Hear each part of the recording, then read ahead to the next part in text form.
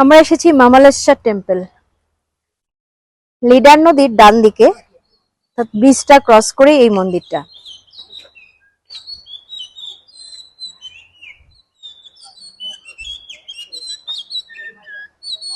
(1128 থেকে 1155 সালে এই মন্দিরটি স্থাপিত হয়। এই যে এখানে হিস্ট্রি সব আছে মামাল টেম্পলে। এর নিচে এই যে স্প্রিংটা,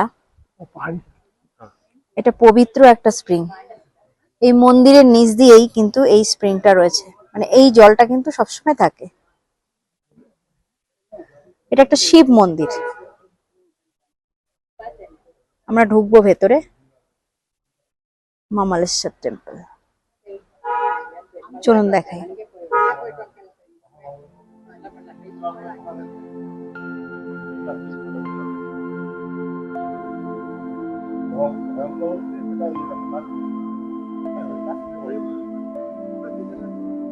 কি সুন্দর জায়গায় মন্দিরটা দেখুন।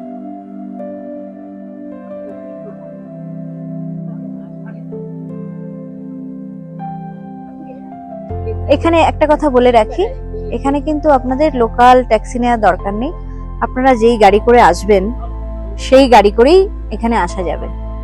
প্রথমে ড্রাইভাররা না করবে, আপনারা বলবেন যে এখানে আসা যায়।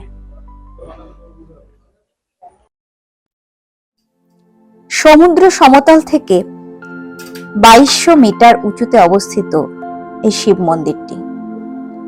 কথিত আছে এখানে ভগবান গণেশজি তার মায়ের দ্বাররক্ষী হিসাবে এখানে দাঁড়িয়েছিলেন। পার্বতী গণেশকে এখানে দাঁড় করিয়েছিলেন যাতে কেউ ভেতরে প্রবেশ করতে না পারে। তো সেই সময় মহাদেব এসেছিলেন, এই গল্প সবারই জানা। তো উনি ক্রোধিত হয়ে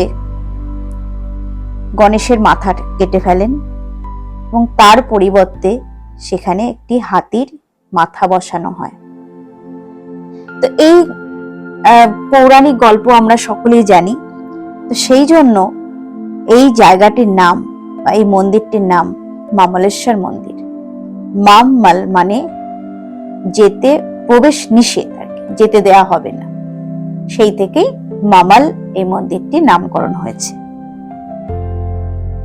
প্রায় 1600 বছর আগে এই মন্দিরটি স্থাপিত হয়। পুনরায় আবার মধ্যযুগে এর এই অংশে আবার পুজো অর্চনা শুরু হয়। রাজতরঙ্গিনী গ্রন্থেও এর কথা উল্লেখ আছে। জয়সিংহা উনি এখানে এই মন্দিরে একটি সোনার কলস স্থাপন করেছিলেন। তবে আমরা সোনার কলস দেখতে পাইনি। মন্দিরে দুটি মূর্তি রয়েছে। মধ্যভাগে রয়েছে শিবলিঙ্গ আর ডান দিকে রয়েছে নন্দীর মূর্তি রয়েছে। এইবার ঢুকবো মামলেশ্বর টেম্পলে।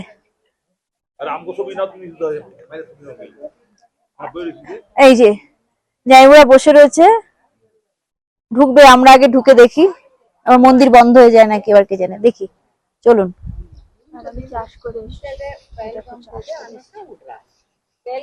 এই যে স্প্রিংটা, এর নিচে স্প্রিং রয়েছে।